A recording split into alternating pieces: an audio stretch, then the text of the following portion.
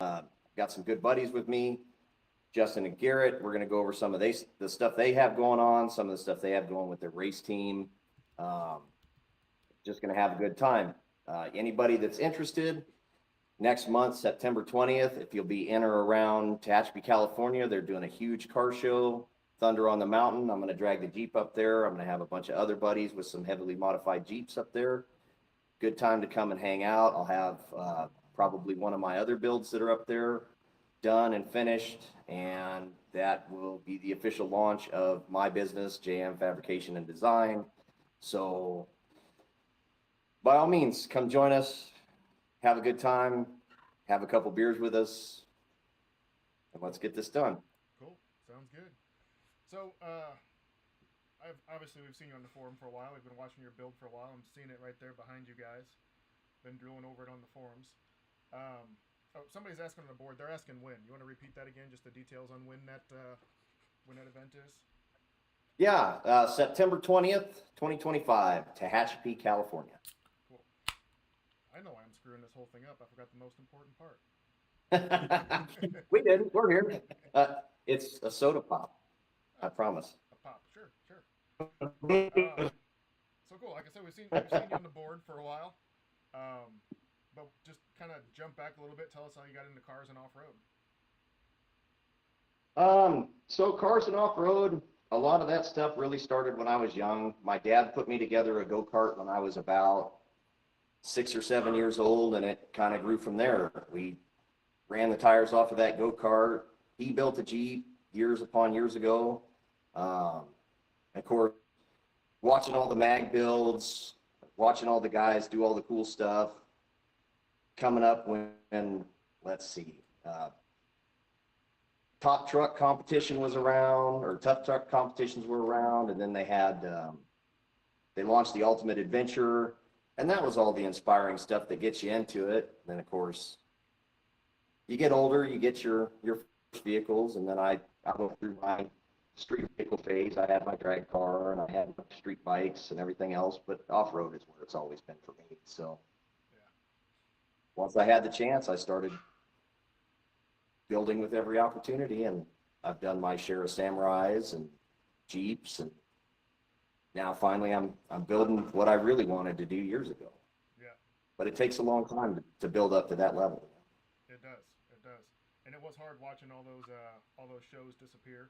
I mean, you got Flex Rocks and Rollovers. Those guys do some pretty cool adventure kind of things like that. Yeah. It's always fun to watch those guys. But yeah, so you kind of mentioned it's kind of nice that now that we are all a little older, we can actually build the shit we want to build. Probably have a little better means. So that kind of, I guess, watching those things is what fueled your love for fabrication too. Oh yeah. Well, a lot of that stuff started when I was in high school. I did 4 years of welding and fabrication. We had a machine shop at high school, so I learned there, and then I joined the Navy. Ended up going through their nuke program, and then I ended up becoming certified as a nuclear emergency welder to weld power plants on submarines and ships. Lots of high-end TIG stuff, specialty metals, and that grew into, after I got out, I got into building tunnel boring machines for the Robbins Company, so I ended up traveling Damn. all over the United States. We built them in Solon, Ohio. I was there for 7, 8 years. Put together a ton of machines, traveled all over the states, launching them, teaching crews. Got to live in India for a few months, got to live in Canada for a while, running some machines. That was pretty wild. Definitely different experiences to see other parts of the world, as compared to, I was on a sub, so Yeah. you don't really see anything. You just go out and come back to the same ports you're in. So Nothing changes. You just go down below and you pop back up, and it's the same. yeah, yeah. The only port call I ever got since I was on a boomer was Port Canaveral, Florida. So it Gotcha. wasn't exactly a exotic port to call since it was 3 hours from home. So at the time, um, Nice. after that, I ended up working on Edwards. Now I do rocket research and testing. So Nice. That's it's awesome. been a good developmental career. Awesome. Um, jealous of the welding skills, being able to do that kind of stuff. That's awesome. And I'm sure, I know for myself, thank you for your service. I know the way the board stands, I'll speak for them too. I'm sure everybody's, I can see them right now in the chat thanking you. Being proud of you there. Yeah, Appreciate it. yeah. I think we're kind It's of just a job. I think we kind of tested this last week to make sure that your Wi-Fi was going to work pretty good. I think sometimes keeps going in and out there. So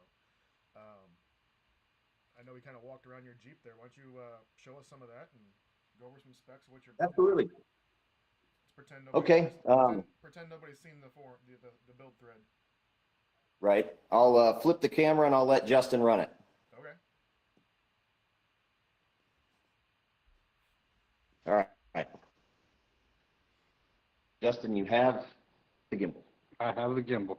Okay, so it started life as, well, what was left of a 56 CJ5. Really all I started with was the cowl section up to and back past the doors. None of this has remained stock. I built the frame all out of box tubing. I actually stretched the doorways an extra 6 inches because the CJ5s are so short to begin with. Obviously now I'm working on the door skins and starting to build the doors. But did a typical hood cut, hood lift, cut the hood 3 inches, lifted it, built the highline fenders for it. It's 3-linked in the front, trailing arms in the rear. Currently running strapped about 17 inches of usable travel. And then in the front, I have about 13 inches of usable travel when it's strapped and the sway bars are disconnected. I don't want to cut you off there, right in the middle of what you're saying, but do you have, is your phone connected to the Wi-Fi or cell right now? Because it keeps. It's hard to say. I'm on cell. You're on cell. Yeah, I think because last week we were getting crystal clear images, and that the work you've done there, just make sure it stands out. Yeah, it's My iPad. okay. We'll set it up there and you can just Okay, connect to the Wi-Fi off that. cool. Hang on. Technical difficulties. We'll fix it here in a second. Yeah, no problem. It's always something.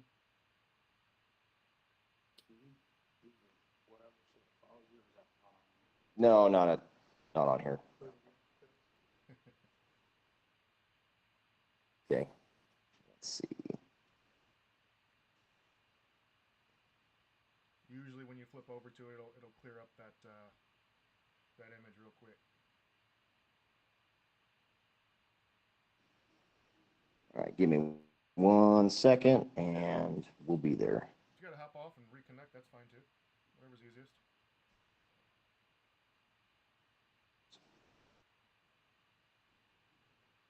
So just for everybody else, while we do these things, Josh was able to have his buddies Justin and Garrett come over, which is pretty cool because they were originally going to jump on the call with us. If you guys want to do these, we got a whole thread on the forums there. Just chime in when you're. How's the video now? It hasn't caught up yet. All right, we'll give it a minute. I don't Sorry, know. Austin, I didn't mean to interrupt you. No, you're fine. Just filling space. So yeah, jump on there and chime in. Let us know what you got and some good times at work for you, and just kind of let us know what you're building. If you have just shit you want to show it off. If you want to talk about a build, if you're stuck on something, you don't feel like going back and forth with 50 posts. Let's set something up and we'll sit there and walk through it and we'll tell you how shitty your build is. Because you know everybody will.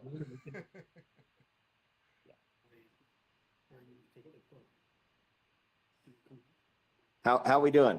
Did it get any better? It's not. So I don't. The call may be hooked to your cell service still. I'm not sure. Like I can barely read those stickers there, but I can tell there's not an Irate 4x4 one there. Well, I just got them, so. That's all right. I'm just teasing. Yeah, I don't know. If I'm struggling with LTE, I don't know what to do about it. Gotcha. That's a bummer. Look like Well, he. Oh, sorry, I was reading All the right. chat. Okay, well, we'll try this anyways. Yeah, go for it. Or if you want, just try disconnecting real quick and reconnect and see if it picks up the Wi-Fi. Jump off the call and back on. All right, we'll do that. Whoa, who's that ugly guy? Not sure what it looks like for you guys down there, but it was definitely coming through a little choppy on my end. So he's done a lot of work on that Jeep. It's pretty badass. Definitely check out the high-res pictures in the build thread. So we'll let him jump back on, and hopefully he's got the good signal there. Any better? No, I think it's being stubborn using that cell service. That's okay though. All right, We'll just go with we'll carry on. My LTE off, maybe.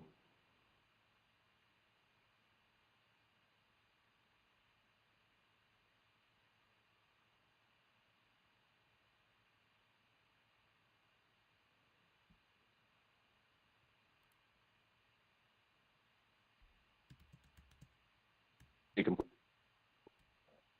Yeah.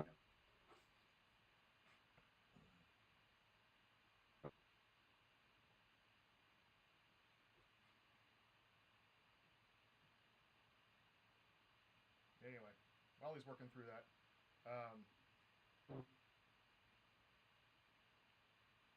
we'll have an announcement here on the forums and a day. Oh, there we go. All right. Well, we tried. Okay, that's fine. It's not exactly frozen. He's just playing with the phone settings right now, so we'll keep going. Go ahead. Didn't mean to cut you off. Okay.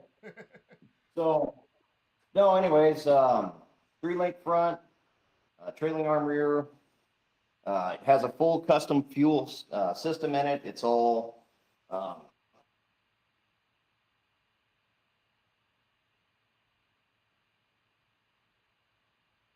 now we completely lost you. Now it is frozen.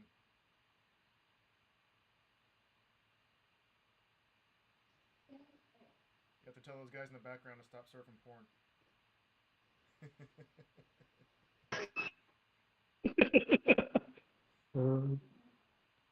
we did.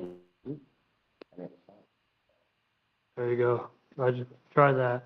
Is it back? We're back. We can hear you. Okay. Sorry, guys. I guess we're struggling today. Full stainless fuel system, full custom built aluminum fuel cell. Hard top has been stretched to match. I'm running full aluminum armor all the way around with aluminum fender flares. Managed to put, unlike the other Jeep tops that are out there, I managed to put gull wing doors in all the way around. And then when the doors are finished, they'll have full roll-up windows in them, full aluminum skins. You notice in here I'm running a 6-liter LS2 drivetrain 6L80E, tilt column, removable wheel, twin stick Dana 300. It has full AC and heat in it. Jealous. Full stereo system. And then even, Garrett, stay on this side. So access for the coils. One of the nice things I tried to do for myself was to make sure I had access to the coils without having to pull them, so I can make adjustments by pulling the skins on the inside of the truck. Yeah. If you notice, to the back of the console, I'm running ducting completely through the console, so it has rear heat, AC, power ports, USB connections for all the stereo, everything. Nice. So you can even run it from the back seat. What else? Full custom stainless 2.5-inch exhaust with side dumps out both sides. That's awesome. Like Oh, driving around a yeah. Cadillac out there on the trail. AC stereo. Oh, there we go. Nice. Trying to make it nice. got to make it comfortable so when my wife goes, she's not miserable all the time. I mean, It just makes everything 10 times easier when they're happy. right? So, moving to the front. 8274, supplied by Justin and Garrett. Nice guys. Full custom bumper.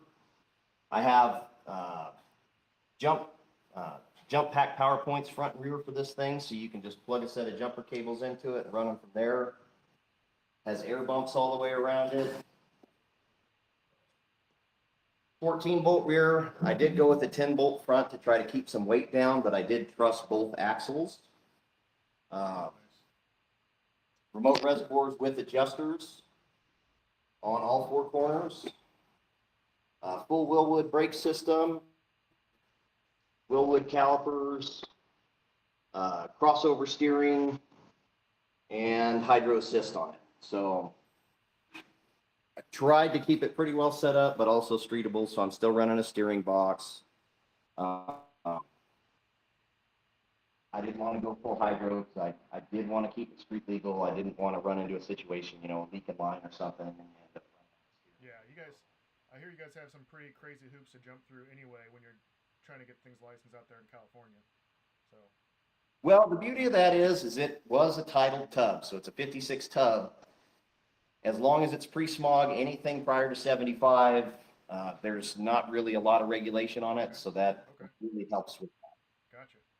That's cool. It's one of the reasons why it's built out of a 56, because to keep stuff pre-smog, on smog inspections, you're not required to run, you know, there's no real exhaust restrictions.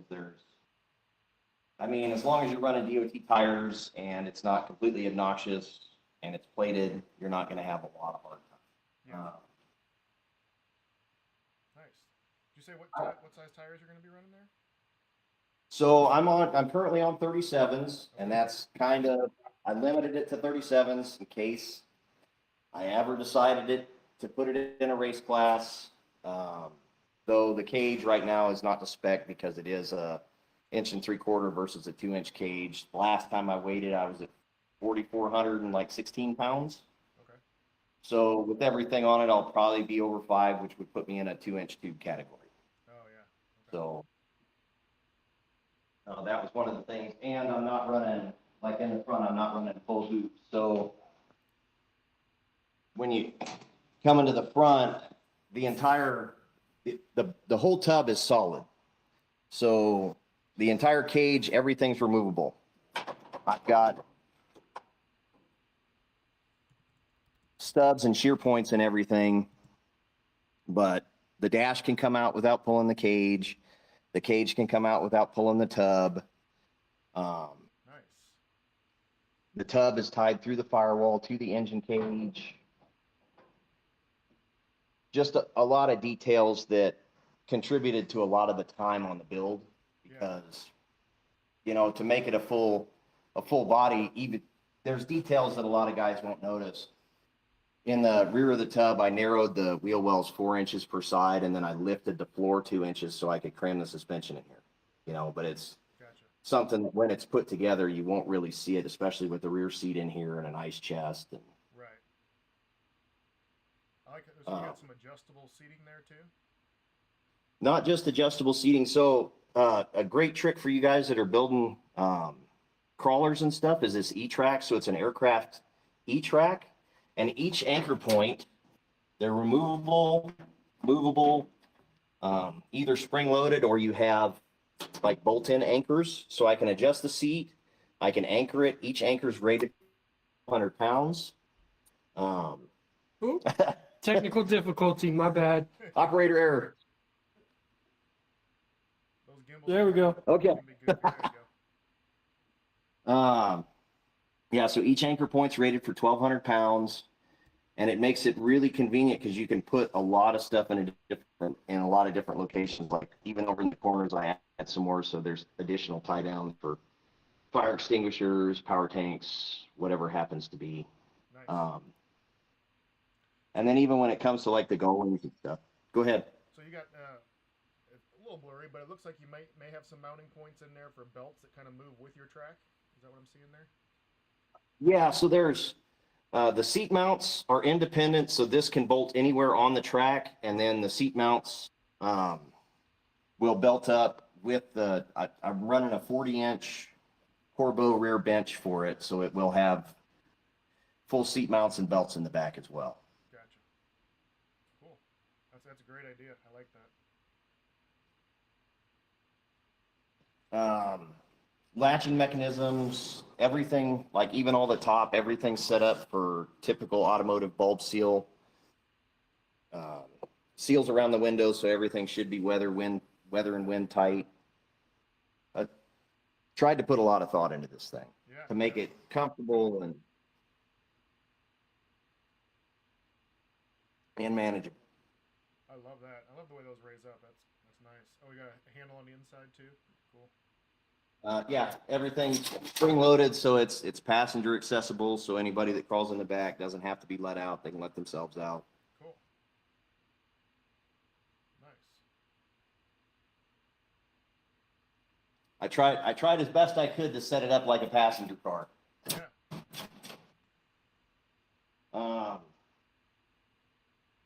I don't know, 3-quart oil accumulator for the engine oiling system that I added on. It's an automatic fill and refill just for some added engine protection. Everything's been gone through. The Dana 300 is completely rebuilt. Both of the axles have been completely rebuilt after the rust. Braking system is hardline with, that's another good trick for you guys building cars, at least I think so, is to hardline everything you can and then run universal. I'm running 10-inch flex lines, stainless braided flex lines on all of the braking systems, so that way all of the flex lines are universal, so you only have to carry 1 or 2 spares in case you have a problem. Hang on, give me 1 second, I'll be right back.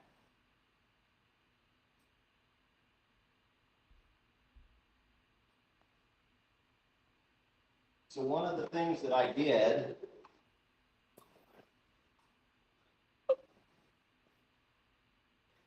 when I built the wiring loom, because I built the whole loom, is I built everything in sections. Everything is running sealed waterproof Deutz connectors, braided loom, and then everything is fire sleeved to anything that's going to be exposed to heat. Oh, nice. So when you're putting this stuff together, if I ever have a burned up section or something, I can yank the section out and just replace a section. So engine harness is a section, lighting supply is a section, dash supply is a section, brake lights, tail lights, that's a section, and everything comes out. Fuel lines are a separate section, or fuel pumps, sorry. When it comes to the fuel system, I'm running dual Summit pumps, and they're both on switches, so I can either supply, the way it was set up, I set it up to supply up to 1,000 horsepower, or I can supply 500 off of one pump, and then have a spare that if I do have a pump fail, I can turn that one off, turn the other one on, and I don't have to worry about a pump fail. Nice. So it's also, I put E85 sensors in it, it's E85 capable. Yeah, dude, there's a lot. I'm forgetting a lot because I've been working on it 4.5 years, so. Yeah. So when you're laying out your wiring harness like that, 'cause that's something I'm gonna have coming up here before long. How do you so you got it very laid out, you got that very specifically built for all your existing stuff. How do you leave room for expansion or something like that? If you decide you want to throw a winch in the back or some other kind of electronic in the back, do people typically throw some extra wires in there just in case, or you pretty much just plan on having to redo the whole? You can. I didn't do any on mine because I'm actually running, since I'm running those winch plugs front and rear. If I want to put a winch in the rear, it's just a simple receiver with just like the jumper cable connection. I can just plug it in. So I've set that up. I'm actually running, this is set up for a 7-pin trailer plug as well. So I have power, I have extra blinkers, I have a whole extra harness. Everything is already built into the car. So I really tried to account for all of that like it was a factory production car. Yeah. But I mean, if you wanted to expand, yeah, you would kind of be stuck, at least where I am in this, that I would have to strip the wiring harness out and then add extra wires and then reloom it, Gotcha. which isn't a terrible thing. I'm sure you guys have seen that, the braided like split loom Yeah. that you can just wrap and then tape into place and then still maintain the same look. The hardest thing to get on this stuff was definitely this fireproof sleeving. This takes a lot of time to install, but the added security was a big deal for me. Yeah. Yeah, it's nothing worse than trying to track down some stupid little electrical bug because something semi-melted. No, just electrical Yeah, bugs in general. everything. No doubt. I've tested. I've tried to go through in any section that I put in. Once everything's plugged in, I've hooked it up to a 12-volt battery, check the switches, check the connections, make sure everything functions like it's supposed to before moving on to the next section. So in the end, hopefully when I plug everything back in, it works, you know. It's the hope. Right. No guarantees, but it's the hope. Right. Very cool. Dig it. Yeah, like I said, I've said it several times. The link to this build is in the description here below the video. So definitely go check that out. Follow along. And when he doesn't move fast enough, tell him to move faster. Give him some encouragement. Right. I'm going as fast as I can. No, I hear you. So I don't know, you guys. That's what I got. If you guys want to look at like shop setup, some of the tooling that's helped along the way, because there's definitely, I mean, a lot of the stuff that I've done obviously it's all by hand, but without the tools, you just can't. You're not going to get as far. Right. Yeah. No. Tell us about your shop setup and that kind of stuff. What you got and how it's kind of leading into your business development there. Okay. So I've set this up kind of as a 2-bay setup to where I do have a lift. I do want to put a 4-post lift in on the side where the Jeep is. So that way I can do multiple types of service. 4-post lift will let you do some services that a 2-post won't. I'm tabled up. I've got tables inside, tables outside. A lot of the times I end up working off of, obviously in too many projects. I got an XR400 that I'm working on putting together, but I've got a 4x4 table in here that I work off a lot on as my main table. I don't know if you guys can see this, but this is a great thing. A great setup for your vices is to plate your vices. Use some 2-inch by 1/4 tube, square tube, and then set up with some receiver hitch material so you can put your vice on any corner, flip it sideways, flip it upside down. If you have odd holding stuff, that it really helps with a lot of that stuff, especially vertical stuff. It's tall to be able to take the vice out, flip it sideways, and then chain it up. It makes a huge difference. Yeah, that's a great idea. The other thing, like underneath of my table, I've set up a convenient place. Like a lot of the fasteners that I use, I keep them in a top drawer. Keep some of the build things for the Jeep that I need access to, and then all of my grinding stuff is easily accessible. But it's all underneath. I built it all underneath the bench with leveling feet, so that whatever you're working with, you can level the table wherever it's setting and have it ready to go. Nice. And then around the edges and sides, I've built in storage for all my C-clamps, vice grips, stuff like that. A big help for, especially if you have a small shop or a garage, a worthwhile investment if you're doing any sheet metal stuff is a Beverly shear, because it's a throatless shear.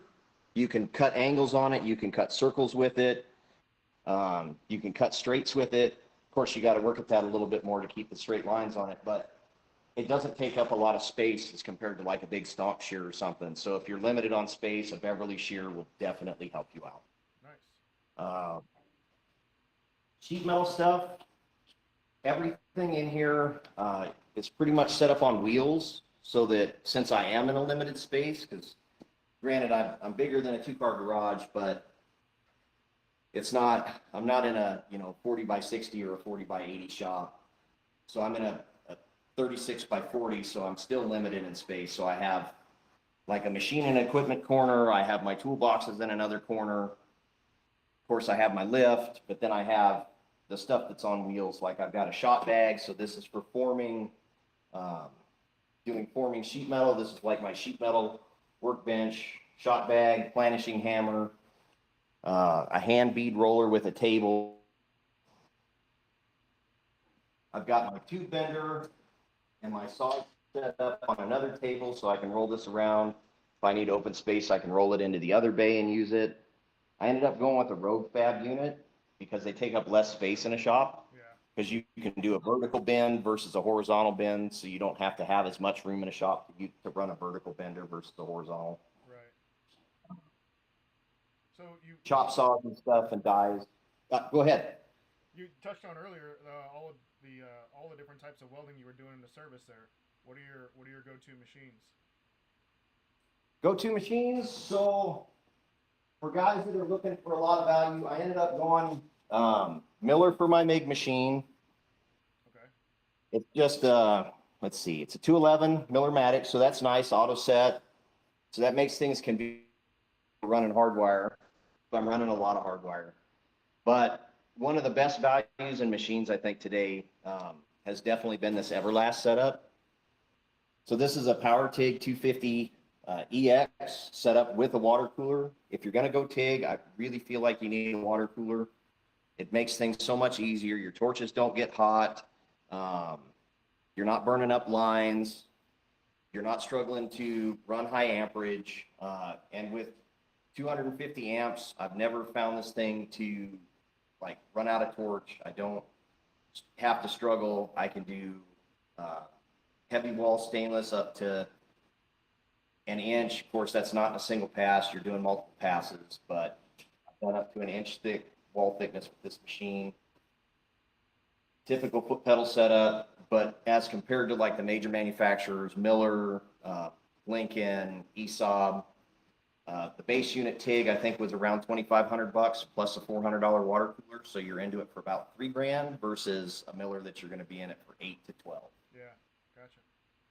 No, it's not. And one of the nice things about this machine is all the torch settings that you don't get with some of the basic Millers. It comes with a finger trigger. It comes with a foot pedal.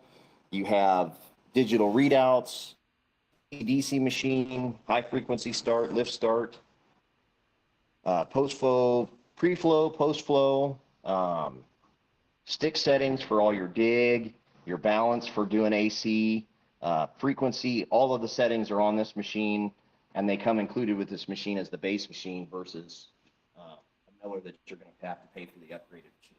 So that's been a huge advantage. Yeah. Nice. Nice.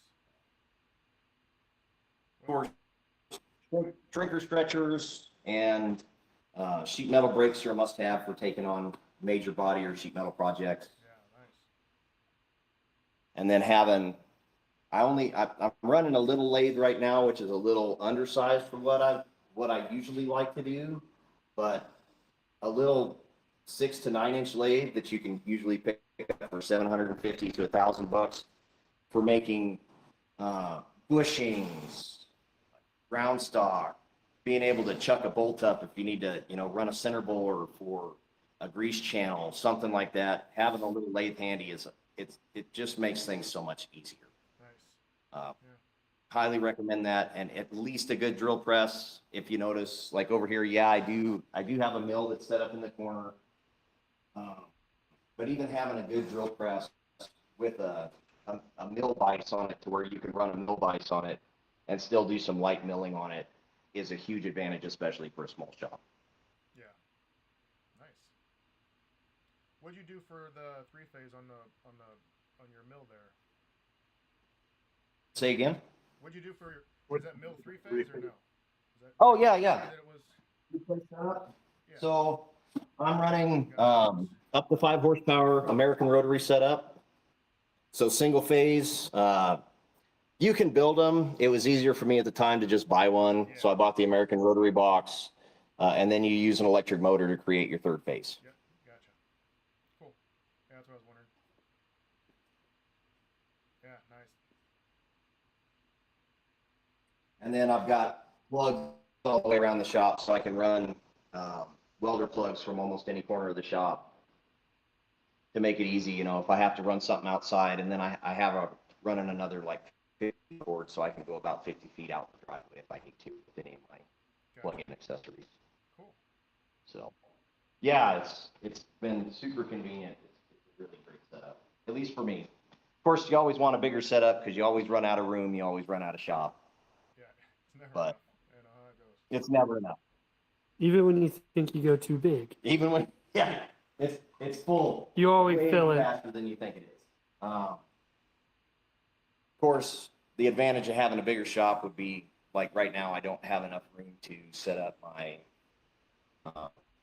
like my pipe racks, my tubing racks, and my sheet metal racks. I don't have enough room in here to do that. That would be the advantage of a better shop, bigger shop, because then I wouldn't have to store stuff outside and have tubing, if it's not used, exposed to the elements. Because even out here in the desert, stuff still ends up rusting up just sitting outside. Sure. Awesome. Oh, you got a side by side there too that you play around in those? Actually, that's Justin and Garrett's. I'll jump over to them and they can kind of tell you about their current setup and what they got going on with the race team. So yeah, go for it, guys. You're in the picture. How's it going? I'm Garrett Knight. We have a side-by-side McLaren 1000 Premium 2020. I do have a new build on the forum. I'm the one currently building the 1600 car. You're not in frame, Garrett. That's would be, what is it, 1617 Racer. G Knight 1617. Oh, your form name. Okay, G Knight 1617. I'm 1617 crew chief. I'm the old man. We kind of started the race team back in 2020. And it wasn't intended to be a race team by any means. It was Garrett's senior year in high school, and he was bored and wanted to do something. So we started doing yard work, and we picked up a sand rail. Oh, they couldn't see you were a shadow before, Oh. so I. Yeah. You're good. We had picked up a sand rail, and It was an old high jumper frame. It was a high jumper 2. What is it called? which was a really cool car. And the more we got to building it, we could not get the fiberglass seats above the bottom of the frame. So for the sand, it would have been a great car. But as the desert where we like to play, you really would have taken a chunk out of your backside hitting the first rock you hit. Yeah. So we got rid of that car, picked up some quads, dirt bikes, played with those for a little while. Decided we wanted to get back into a like a 4-seat car. So Garrett threw some feelers out on a race page here in California, and we ended up with a 4-seat channel and brought that home. He paid for the whole thing, doing yard work, and we started building it. And if my wife asked, it was only about $500 worth of stuff, but $50,000 later, we had finished the car, and neither one of us had ever welded. Neither one of us had ever done any fabrication. We started throwing high dollar stuff at it, and we really didn't know what we were doing. But the guys that we bought it from were racers. They'd been racing their whole life. The particular gentleman had raced the Baja 1000 9 times and won it in a Class 11 car. Damn. So we got to be pretty good friends with them, started going to all the races. I'm sorry, go ahead. Who was that? Dave Hendrickson's his name. Okay. So we got to be friends with them, and we started hanging out and going to all the races, and while we're building this other car, and we were playing pit crew, and then a car came up local for, I think it was $1,000 for the chassis. So in the midst of building this other car, we bought another single seat 1600 car, and that one got kind of put on the back burner while we started building our first race car. So first race car, it was a learning experience. That's for sure. Yeah. We bought that car right at the end of 2021. Little like a month before Christmas, we bought that car. It took us about a year to build it. The very first race we ever raced was Snore Series at Rage at the River. Was the very first race in Laughlin. My very first time driving a 1600 car, other than testing out here, we tested it maybe for a night, just getting it together. It was kind of a rush thing. We didn't quite understand the whole thing of prep goes a long way, Yeah. but we ended up getting it done the week before the race. We ended up taking it out a couple nights before, and just to get the drive and learn how to drive it. Very first time driving a race car that had a stick shift in it. Yeah. They run a Volkswagen 1600 engine, a little 4-cylinder. The transmission is a 002 Yeah, or an fellas. 091 bus transmission out of a VW bus. So that was definitely a learning experience, how to be able to race in the desert with an H pattern. Yeah. I bet. So the very first race we did, I ended up ripping the skid plate off the entire back half of the car. I ended up cracking the sump plate on the bottom of the engine. Didn't have any issues the entire race until we ended up parking it, and it just started dumping oil. We ended up trying to figure out how to get the car back together. That night, we ended up spending 4.5 hours trying to get parts and putting it back together. Nice. This is Got it all back together. the one you're talking about now. Is the one that's on the forum now, or was this a previous? No, this was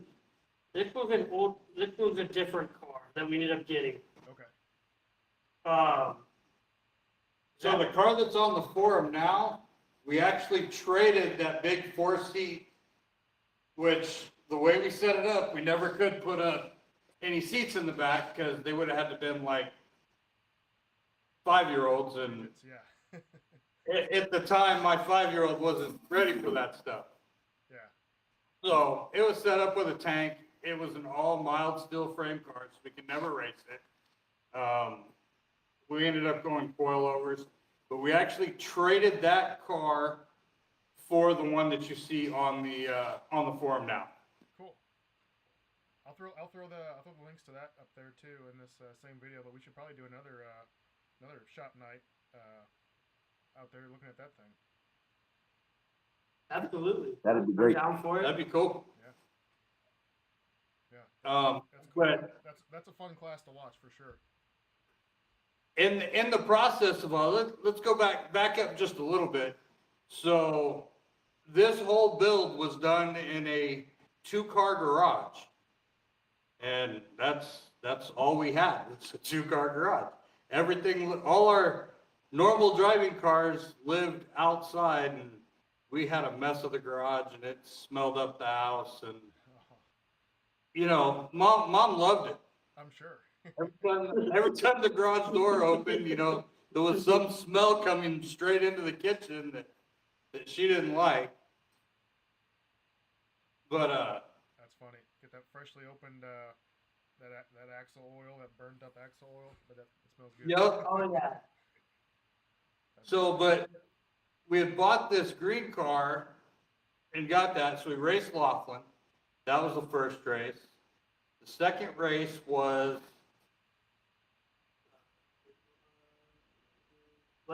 Glen Helen.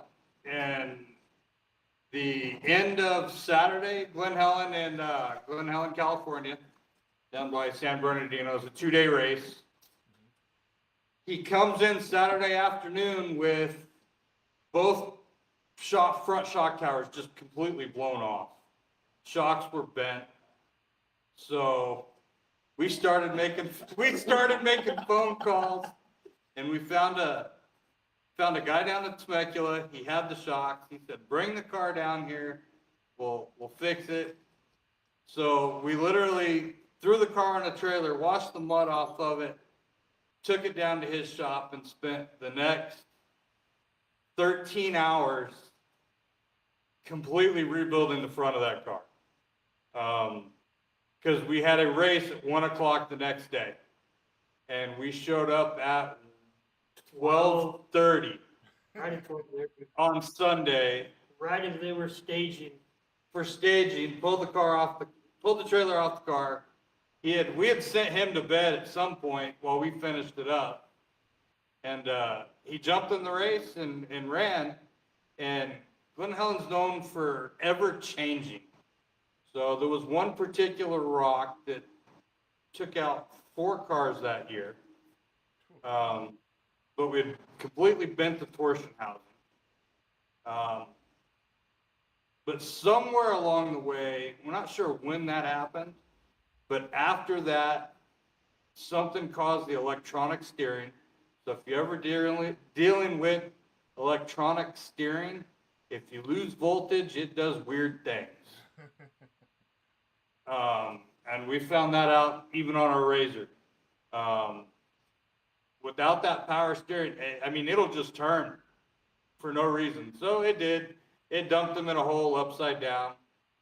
My favorite radio, and we'll throw out Rugged Radios. One of our biggest sponsors is Rugged Radio. Richard Harding with HPR down in Murrieta. He takes care of us pretty well. Nice. But I get the call on the radio from Garrett. Dad, I'm upside down. I'm okay. Don't wait for me. And that was it. Well, we finally found him, and because of where the car was, we had to wait till the end of racing for the weekend to be able to go get the car. And it was upside down in a hole, and thankfully Garrett was all right. They ended up having to pull the car out with a skid loader. Oh, It was the big old skid loader at the top of the hill. The car went down in the canyon about 8 feet off the race course. They ended up having to pull this thing out. They luckily flipped it over trying to get it out the very first time. But after they couldn't get it out, they ended up just leaving it there until the end of the weekend. And then they ended up having to go back with the giant skid loader to be able to pull it out. Damn. That's crazy. So to get that car home, What's that? and it's done. The torsion, we had to cut parts of the chassis apart to get the transmission out. Oh, damn. So we decided, we actually cut that car in half. And someday it's gonna get mounted on the wall in the shop. And we might be able to show it to you if we ever, Yeah. the next time we make it. You have to share some of these stories when we're looking at that. That would be cool to see up on the wall, though. That'd be neat. Oh, yeah, for sure. Josh, So in that, we ordered a brand new car. nice. So we've been waiting about a year and a half on a brand new car, and it's almost done. M&T Racing out of Barstow, good guys. They work full-time jobs, and they're doing this basically on the side. Got it. And they also did my drive shafts. So, Okay, cool. Yeah, because you guys aren't very far from Barstow, right, Josh? no, about 45 minutes. I'm about 45 minutes or I so. think it was 35, 45. Yeah. Yeah, gotcha. Tell us, so, So- I mean, there's one place obvious that comes to mind, but tell us about some of the, what kind of off-roading stuff there is down there besides the big obvious hammers. Yeah, What else well, you got you can get around and putz around in? oh, absolutely. So, King of the Hammers is, I'd say about an hour and a half away, maybe a little more. Johnson Valley, of course, it's the mecca for most of the forum, but as far as Southern California goes, there's a lot of untapped potential out here. From my house, you can go, I mean, really off-road from here to Vegas, No shit. if you wanted to, and you're only crossing pavement. You could drive all the way from here to Laughlin as well. You could Yeah, go all the way to Laughlin on the Hobby Trail. There's a lot of availability. North of us, anywhere north of us, there's everything from Randsburg. I don't know if you guys have heard about that. It's a living ghost town. Great place to go hang out. There's a cool little dive bar there that's been around since the turn of the century. It's still, when I say living ghost town, you walk in, it looks like something basically off of a movie set from the 1800s with dirt bikes. There's a lot of permanent residents in the town that live out there, and it's still a mining town. There's Jawbone, Dove Springs. Yeah, so just a ways away from that, you have Jawbone, which is another open riding area. You have Dove Springs, which is an open riding area. There's hundreds of miles of trail just in this area. Of course, you know, you're talking September, October through March, April, before it starts really getting hot and kind of miserable, but there's access to the backside of Death Valley, which doesn't get a lot of traffic compared to regular Death Valley. You can drop in through Trona, you can see the Searles Valley, there's other ghost towns out there, everything from the Barker Ranch is it's a fun wheeling trip. I don't know if that's familiar, but that was where Charlie Manson hid out for a few weeks while he was run. But you can wheel all the way back into the Barker Ranch. That's actually on Death Valley National Park. A lot of really good wheeling and trails up that way. So anything from gnarly rocky stuff to mild trail riding and a lot of good scenery. As you head up the valley through 395, some of the best scenery that I would say is available on the West Coast until you get into the Rubicon area is all along 395. Get up into the Alabama Hills, Lone Pine. Lone Pine, Alabama Hills is beautiful. Mount Whitney, the tallest mountain in the lower 48, is a little over 100 miles from us. You have, on the other side of Lone Pine, you have the Reward Mine. It's the only mine in the western United States that you can drive a car almost a half a mile back in the mountain. That's cool. Yeah, it's a trip. It's pretty cool. So There's a lot of mines. yeah, there's a Rock ton of mines. mining in this area all the way up through like not Bridgeport. What were they mining down there? Everything from gold and silver to tungsten, The talc mines. talc mines. The largest open pit mine in the United States is a few miles from us. That's U.S. Borax. It's a very mineral rich area in general. Another good destination around us is the Burrow Schmidt Tunnel, which is just a hop, skip, and a jump from us. You can go. It's just a fun stop, good beer stop. You can get out. Kids can walk about a half a mile through the mountain and come out on the other side. The guy spent 30 or 40 years digging it by himself to create a path, a quicker way to get from Death Valley and the Eastern Sierras down to the train station at Mojave. And by the time that he finished, some of the other roads and highways went in and it was obsolete. So it was a futile venture, but it's still a cool place to stop and visit. Another place, That's cool. you know, we mentioned Barstow. Barstow is like 35 minutes. Yeah. But Barstow is world class for their racing. Has been for years. Me and Garrett have actually, we were pit crew for Trophy Truck 2 years in a row now. The Twisted Monkey crew out of Barstow. Yes, please. But King Shocks, Brett King's also another one of our sponsors. And every Wednesday you get, they're out testing in Barstow. So that's where King goes. Going back to Ultra 4, a lot of the Jeep guys, you got Lauren Healy that came into the Broncos scene. Right. Lauren comes to Barstow to test with Fox. He does a lot of testing in Barstow, a lot of testing out of Johnson Valley. But Barstow is where everybody goes to test. You can go out there on a Wednesday and you will find 9 Terrible Herps trucks all out there testing. And I will say, that, no. So, as far as the rock crawling scene goes, for the guys that want to get into some crawling, you know, especially wintertime crawling where if the Rubicon's shut down, or you're coming from eastern states, stuff like that, and you want to try the West Coast out, but you can only get out in the wintertime. Calico, the area in and around Calico has some of the best rock crawling outside of Johnson Valley that I've seen that's south of the Rubicon. There's mines to check out, there's waterfalls to climb, there's some gnarly trails to run, and well, if you look at the bottom of my side by side, you can drag a few skid plates off too, but Nice. Well, Mac, just what, 35, maybe 40 minutes south of us, you got El Mirage. yeah. El Mirage, they used to do a lot of land speed out there. It's just like Bonneville. Gotcha. I've been out as a younger, out watching them do land speed stuff.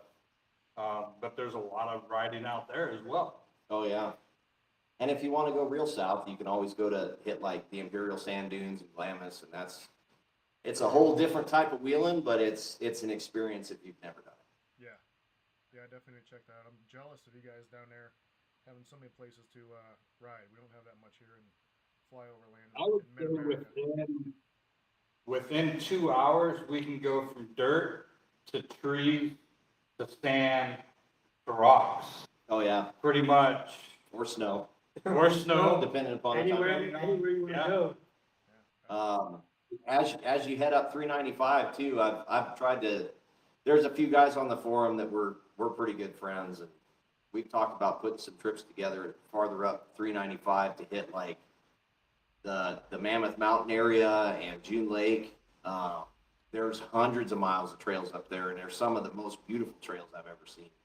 Yeah. It's all high Sierras, you know, pines, but it's all volcanic, so you can literally wheel from hot spring to hot spring, go see an obsidian dome that has literally been pushed out of the earth by a volcanic activity, drop over the next hill into giant sand bowls, and then hit a giant lake in the span of an hour and a half. That's awesome. It's one of the best places I've ever been for wheeling. I love it. That's awesome. Cool. So we kind of touched on it maybe just a hair earlier, but you were talking about how you were getting ready to fire up a new business there. You want to talk anything about that? Or are we keeping it in our pocket for a little bit? Sure. You don't So Longton Jam Fabrication and Design. It's just a small LLC, obviously a one-man show. Though I do get help on occasion when I need it. But it's going to be fabrication based on mostly classic four-wheel drives. Though I do have in my back pocket, I'm working on some long travel stuff for some of the side-by-sides, though that's still in design phases. So if you need classic four-wheel drive stuff done from mild to wild, obviously I can handle any of the fabrication from anything from lift kits and motor work, anything from old carbureted four cylinders, carbureted V8s to LS platforms, computer installations. The only thing that I really don't do is tuning. Welding and fabrication, sheet metal work, heavy tube.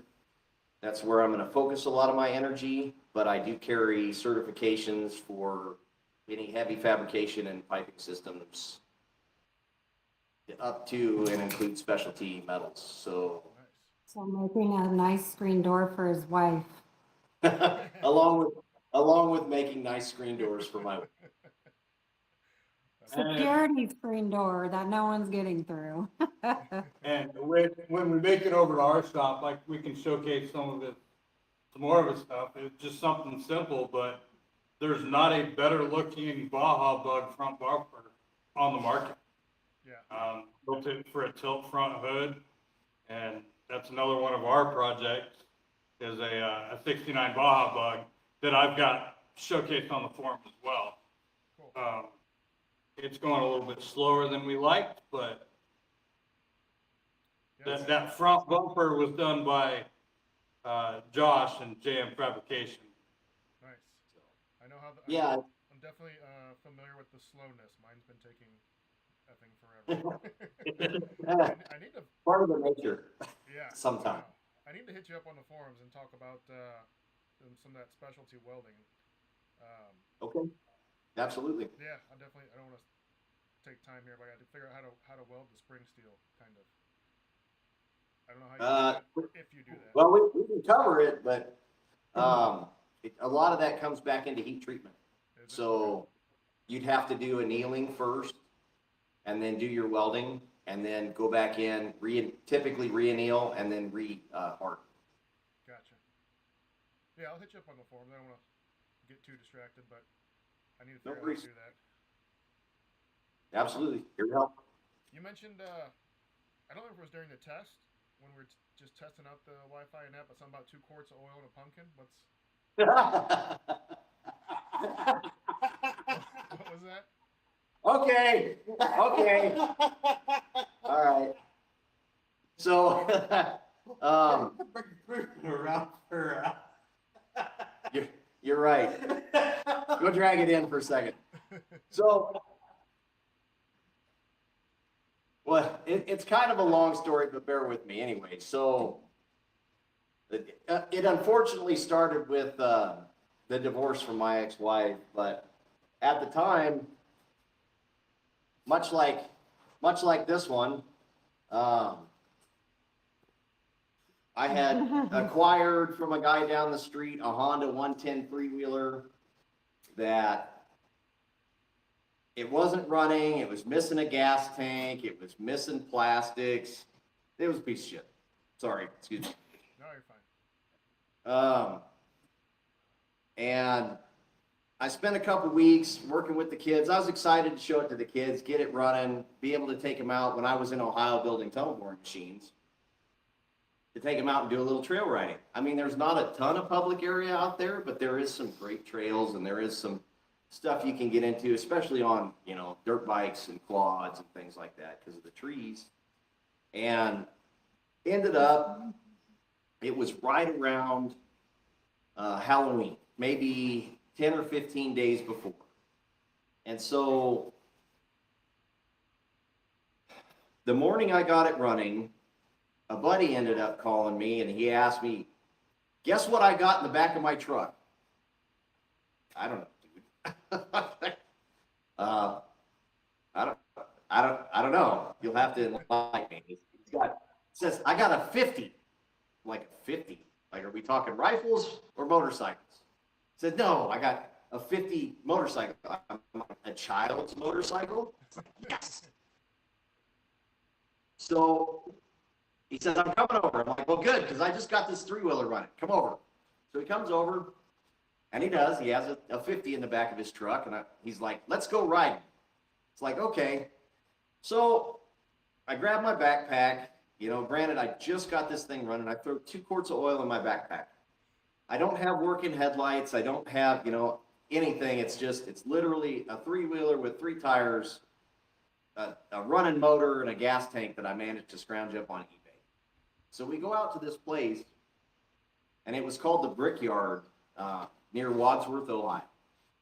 And there were probably 40 or 50 miles of trails through this old abandoned brick factory and brickyard that you could go cruise around. They had 4-wheel drive trails, they had motorcycle trails, they had all kinds of stuff. So before we went out, we stopped by the store, we grabbed some 6-pack of beer, a couple buzz balls, threw those in the backpacks, and my buddy had the foresight, he threw a headlamp and a flashlight in there, and this will play in later. So we're out cruising around, and it's almost Halloween, and we stumble on a wild pumpkin patch. Like, no bullshit. There's not a whole lot of pumpkins out there. There's probably 30 or 40 pumpkins growing wild in the middle of the forest. I thought, well, what a cool thing for the kids, I got a wild pumpkin from a wild pumpkin patch, so I pick it up and I throw it in my backpack that they can carve later. I was like, this is going to be cool. So we're out cruising around and we spend the day goofing off, having a few beers, having a good time, cruising up and down, 50 miles worth of trails.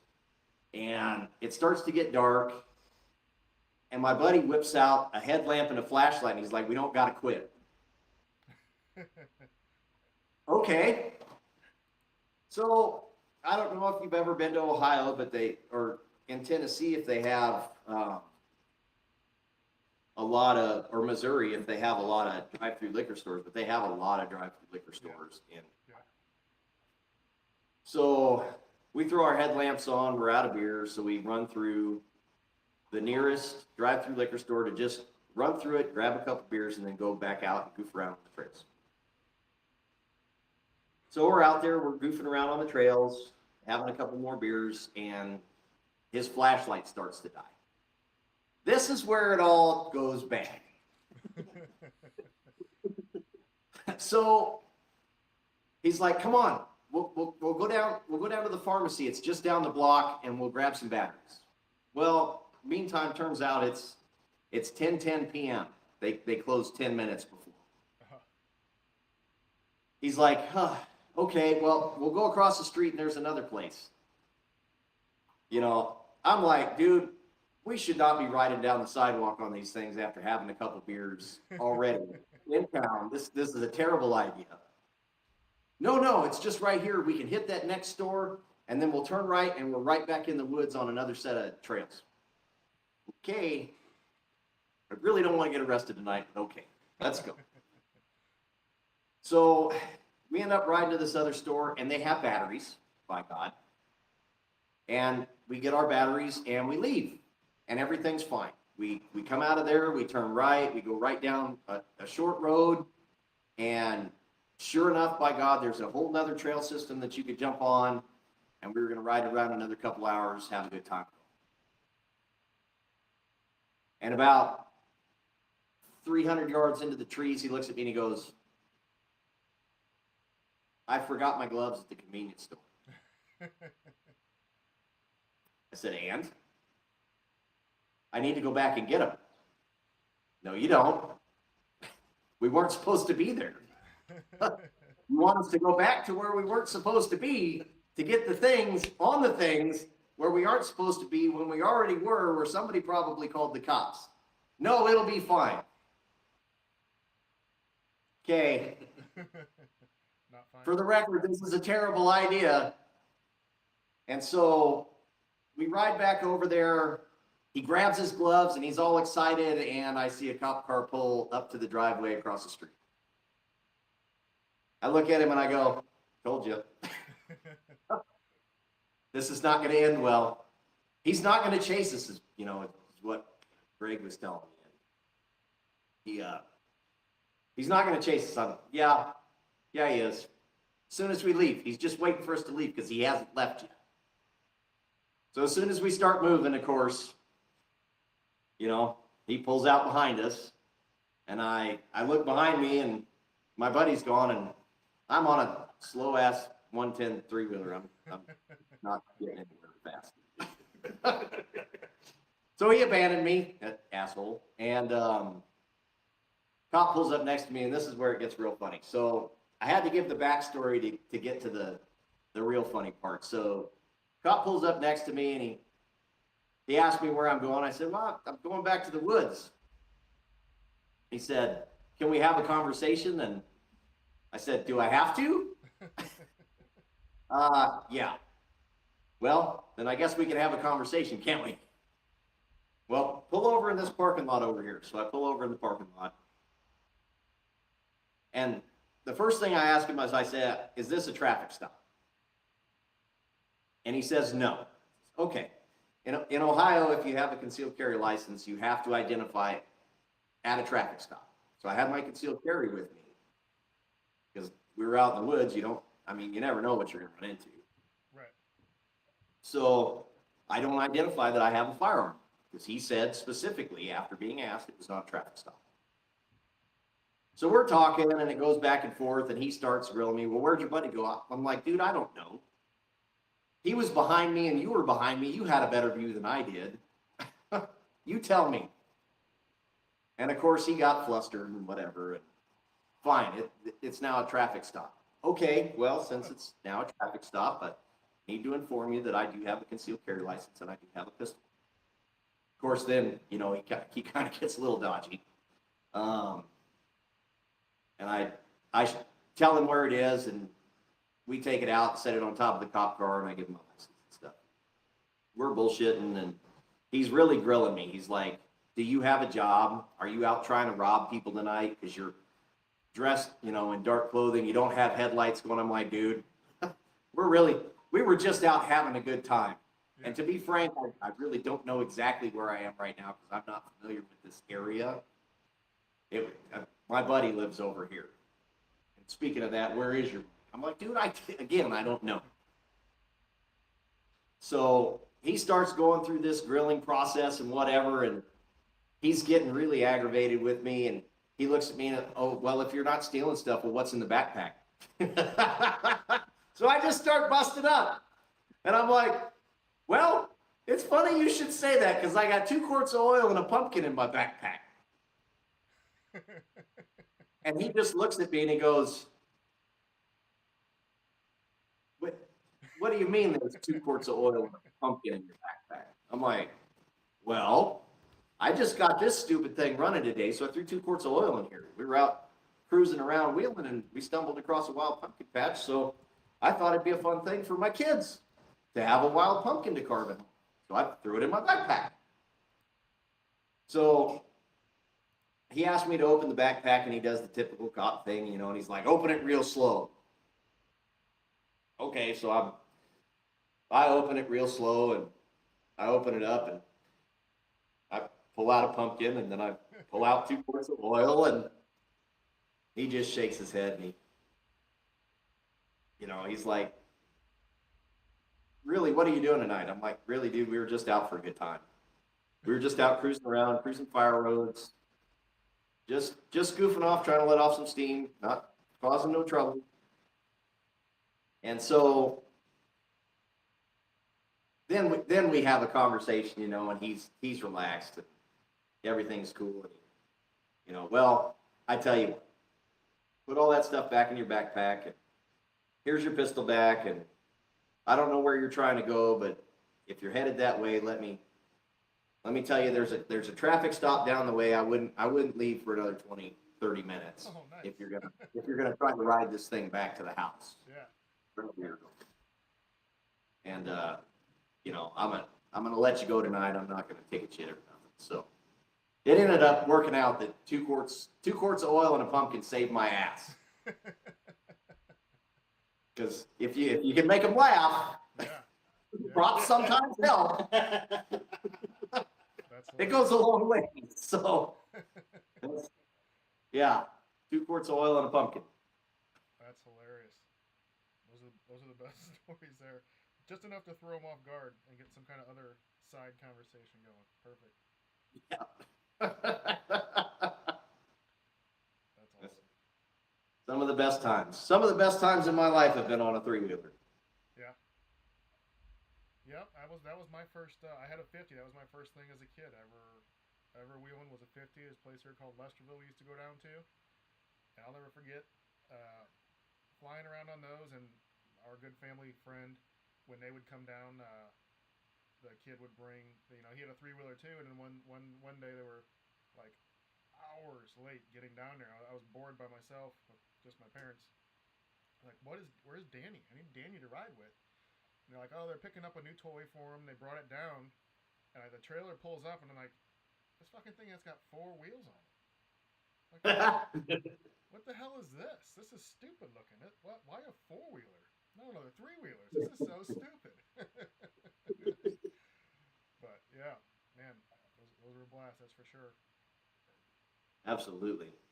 Is there a lot of people? Riding double on a 70, we ran all over. Yeah. So you see people out flying around down there in the desert in those too? Every once in a while, I actually not too long ago got rid of a 250R that I rebuilt from the ground up. You see them more in the sand than you do in the dirt anymore. Yeah. Because people are trying to not be so hard on them. Because Well, there's that. But we have a good time. We have the neighborhood kid, kids come over and friends come over and put their kids on them. We've been out. There's actually a kiddie track not too far from the house. We go take either, kids dirt bikes, 50s, 70s, stuff like that. The 3-wheeler, we'll go out there and run them around the kiddie track or up and around the hills around here. Nice. Everybody just has a blast, and that's the advantage, I think, of being in the desert is that you don't, it's not so regulated that kids still can't have a good time. Right. That's awesome. That's a great place to grow up like that. Yeah, the downside's the heat, of course, but Yeah. Well, what started this whole conversation of us sitting right here, the Razor. Me and Garrett rode over here in the Razor from our house. Yeah. It's, I think it's about 12 miles, but All off pavement. all off pavement. Nice.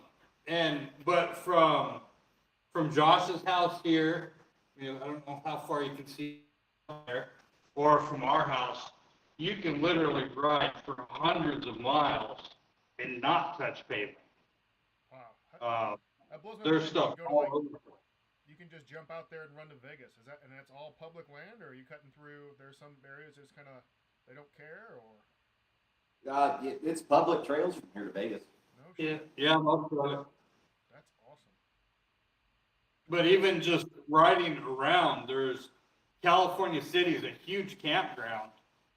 Oh yeah, wintertime. Wintertime, and people come out from, they said last year there was over 80,000 people for Thanksgiving.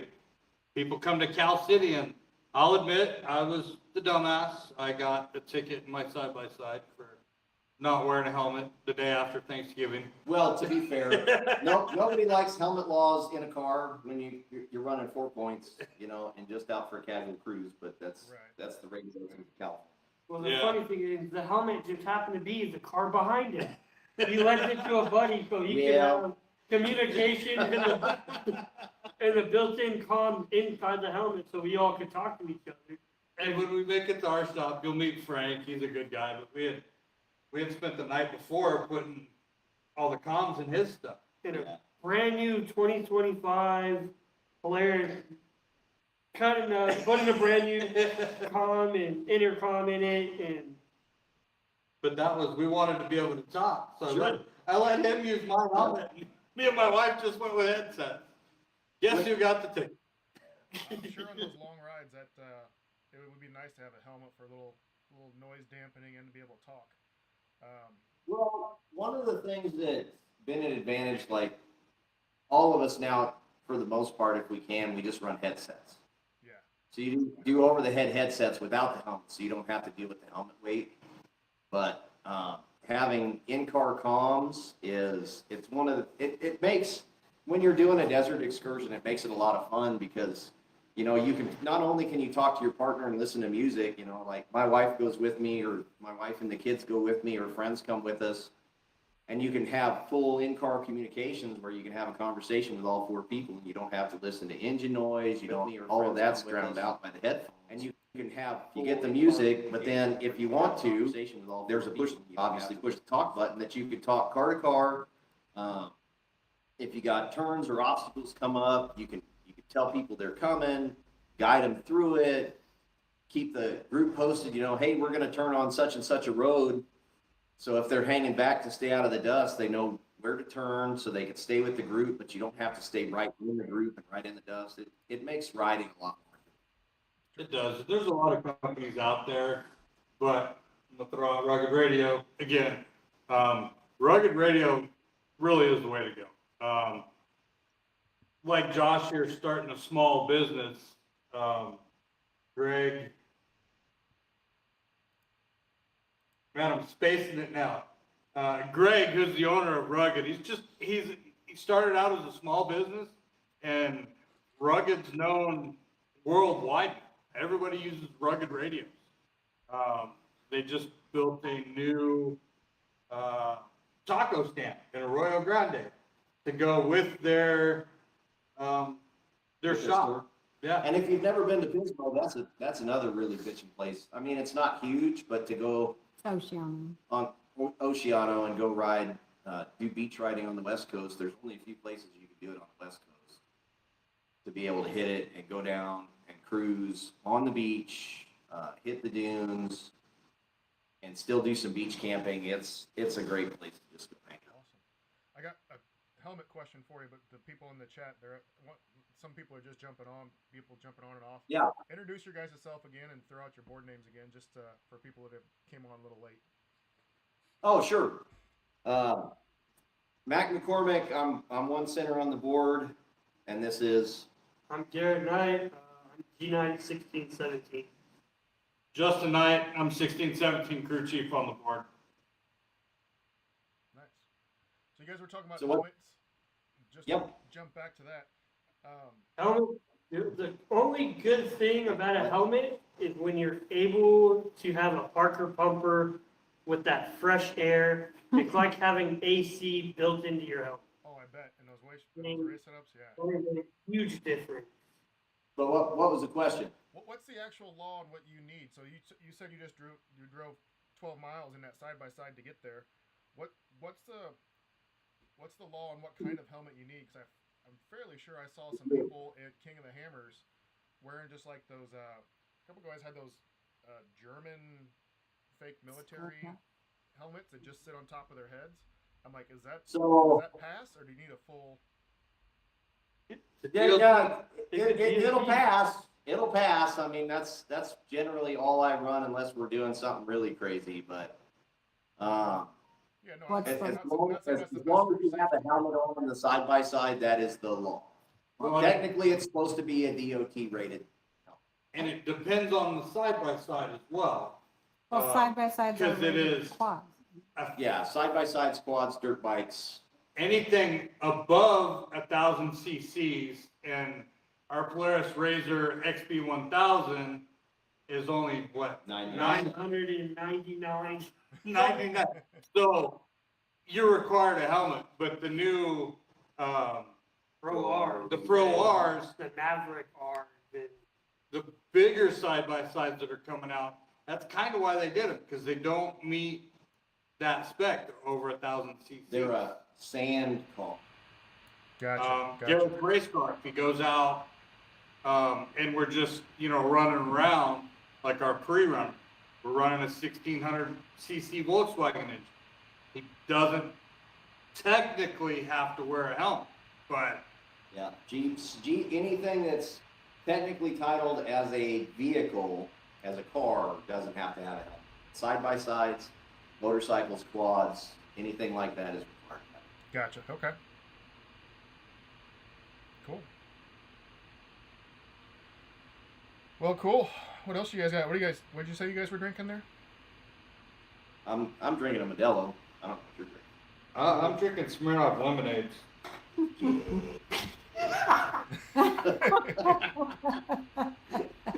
Hey, Sorry. Hey, I got to drive home. it could be worse. Fair. Well, I'm cool. not feeding pickle shots yet. No, that's true. Did you say beet and pickle shots? Have you never had a pickleback? Oh, I've had picklebacks. I thought you said beet and pickle. Like- No meat and pickle. That's later. After the pickleback. No, like beets. I thought someone was mixing beets and pickles together. That makes. Oh, no. Okay, I misheard. Well, cool. You guys got any other cool shit you want to show off, or any other funny stories? I think that's about all I got for tonight, unless you have any other questions or the forum has any other questions. I'm just happy to be here. Thanks for joining us. Really appreciate the time. Thanks for having us. Yeah, I just posted up there to see if anybody has any questions.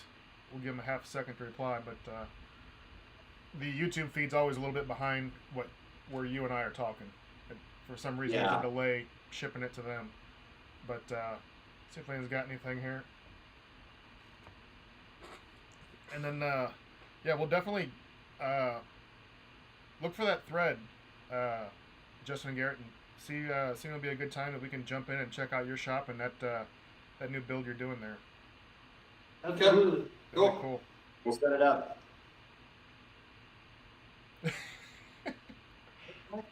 You know the one thing I hate about YouTube, to see in the chat there, is that everybody's talking in their regular name, so I can't tell who's being a smartass and who's not.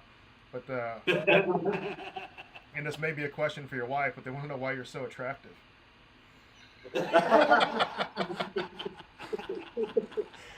Isn't it weird when the forum shit like comes out in life?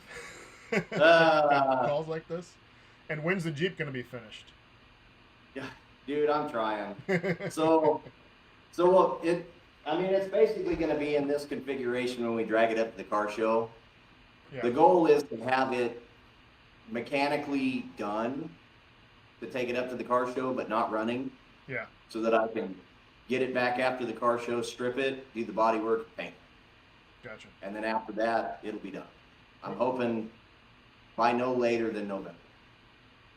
So we'll see you rolling around hammers this for the 20th anniversary this February. That's Maybe? the goal. Cool. That's the goal.